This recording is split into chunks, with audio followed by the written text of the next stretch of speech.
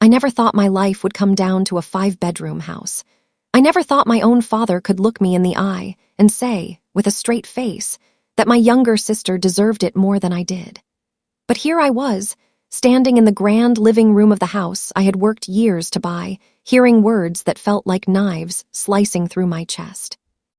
"You know, honey," Dad began, leaning against the staircase railing as if this were a casual conversation, "I just think your sister, she really needs this house more than you.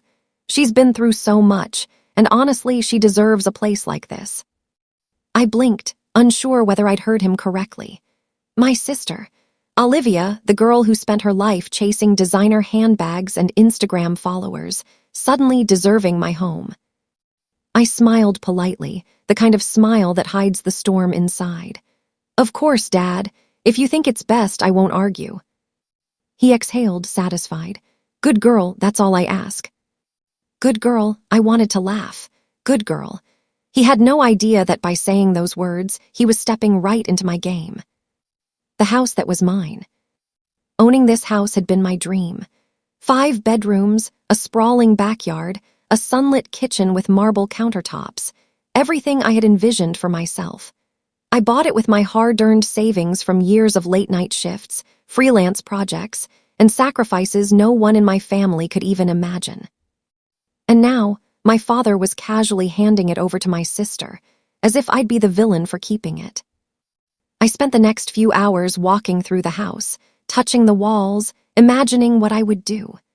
Every corner reminded me of late nights when I'd pore over bills, negotiations with contractors, the feeling of finally having a place that was mine. And they wanted to take it away. I poured a glass of wine and sat on the couch, letting my mind churn. The storm of emotions, anger, betrayal, disbelief swirled inside me, but I didn't let them show. Not yet. The family dynamic. Dad had always been complicated. A man who could love fiercely and ignore fiercely in equal measure. But with Olivia, he had always shown favoritism. She was his little princess, spoiled, charming, and manipulative in ways that I had learned to tolerate. Mom, meanwhile, had always taken my side subtly, but even she would sometimes hesitate when Dad's moods shifted. Family dinners were battlegrounds where a wrong glance could ignite chaos. And now, my house, the symbol of everything I had built on my own, was suddenly considered a gift to my sister. Olivia's smug smile. Later that evening, Olivia arrived. She swept through the front door with her signature grin, carrying a designer bag that probably cost more than my monthly rent when I was first starting out. "Hey sis, I hear big changes are happening," she chirped, plopping onto the couch without even a hello. I tilted my head, smiling. "Yes, Dad thinks you deserve my house more than me." Her eyes widened, then narrowed. A flicker of calculation crossed her face. "Oh, really? Well, I mean, I do love big spaces. Can't blame him for noticing that." I sipped my wine, keeping my expression neutral. Inside, a plan had already begun forming. Olivia might think she was clever, but she had no idea how patient I could be. The secret plan. That night, I sat in my office, surrounded by papers, laptops, and legal documents. I had already begun researching options, legal ways to secure my property, loopholes in estate laws, ways to subtly ensure my independence while giving Dad and Olivia the illusion that they were winning. I called my best friend, Jessica, who had a sharp mind for finance and strategy. "Jess, I need your help," I said. "Dad's trying to give my house to Olivia. He thinks I'll just roll over. I need a plan, something that protects me but teaches them a lesson." "Finally," she said, a grin in her voice. "I was waiting for the day you decide to fight back. Don't worry. We'll make sure they see the consequences without you lifting a finger in anger." By the end of the call, we had a rough outline. Subtle legal maneuvers, strategic financial moves, and a few social moves to ensure Olivia's overconfidence would be her downfall. The calm before the storm. Over the next few days, Dad and Olivia became increasingly confident. They would drop hints, making remarks like, "I can't wait to move into the house," or, "Isn't it wonderful how our family sticks together?" I smiled politely, letting them believe they were in control. Inside, I was like a chess master, moving pieces they couldn't see.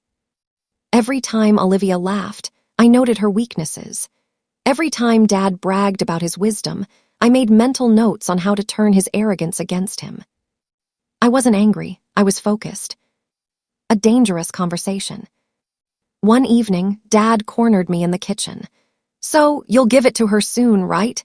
he asked, leaning on the counter like a king surveying his kingdom. I laughed softly.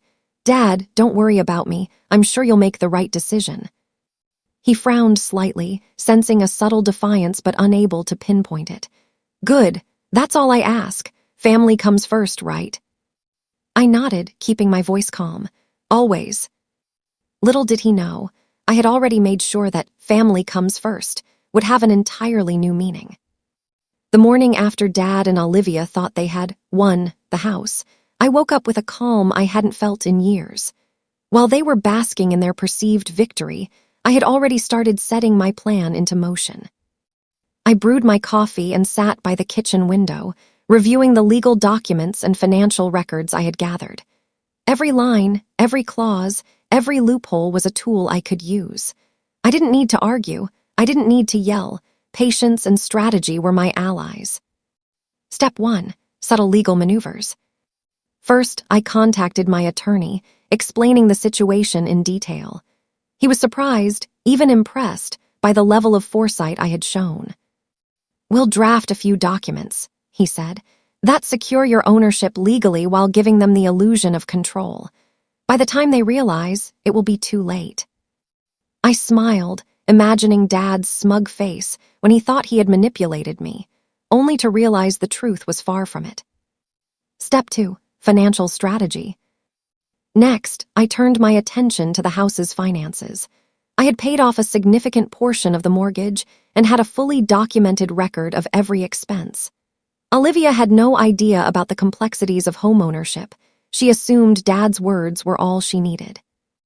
I arranged for subtle adjustments to the property accounts, ensuring that any transfers would require my authorization. If Olivia tried to claim anything, the banks would immediately flag it. It was satisfying to watch her plans crumble in my mind before they even began. Step 3. Social moves. I also knew that perception was everything. I posted subtle updates on social media, showing snapshots of my life in the house, family dinners, quiet evenings, personal achievements. Olivia, ever competitive, couldn't resist commenting. Her comments were playful, almost mocking, but I knew she was watching closely, waiting for a slip. And when the time came, I would use her own words against her. Olivia's downfall begins. A week later, Olivia made her first move. She invited some of her friends over, intending to inspect the house before the supposed transfer. I greeted them warmly, serving drinks and snacks, while nodding her every mistake, every sign of entitlement. She mocked small details. "Oh, this carpet is too plain," or "I would never hang that painting there," all while assuming the house would soon be hers. I let her think she was in charge. The perfect twist. It was during one of these visits that I executed my first major move. I had secretly recorded a conversation she had with one of her friends, admitting that she thought the house was hers, and that Dad's approval was all that mattered. I presented the recording to Dad in a casual, offhand manner. Funny thing, Dad Olivia's friends were saying some interesting things about how she thinks the house is already hers. His face paled. He tried to dismiss it, but I could see the doubt creeping in. Legal closure. With the documentation and legal arrangements I had prepared, I made a single call to my attorney. The transfer of ownership was frozen. Dad's demands were rendered powerless. Olivia's overconfidence, her assumption that I would comply, had been her biggest mistake. I didn't gloat. I didn't need to. The look on Dad's face, a mix of disbelief and frustration, said everything. Emotional climax. Finally, the confrontation came. Olivia stormed into my office, red-faced, yelling. "You tricked me," Dad said. "I let you think you won," I interrupted calmly. "But I never planned to lose what I earned. That's your mistake, not mine." Dad tried to defend himself, but I held up the legal documents. I followed the law, Dad. You can't just hand my house to someone else because you favor them. Olivia's fury turned to shame as she realized her entitlement had backfired. Resolution. Weeks later, life settled. The house remained mine. Olivia avoided me for the most part, while Dad, humbled, learned a valuable lesson about favoritism and manipulation. I hosted a small gathering in the house, with friends and a few family members, celebrating my independence. I raised a glass quietly, thinking, this house isn't just walls and rooms. It's proof of my strength, my patience, and my ability to turn betrayal into triumph. I had won without shouting, without anger, by being smarter, stronger, and more strategic. Final reflection. That night, I walked through the house, running my fingers over the countertops, touching the walls. Every corner, every window reminded me of the journey, of resilience, of planning, and of the calm power of knowing your worth. Dad had tried to manipulate, Olivia had tried to claim, but I had stayed true to myself. And in the end, that was the greatest victory of all. They thought they could take my house. They were wrong. And now it's mine, completely, undeniably mine.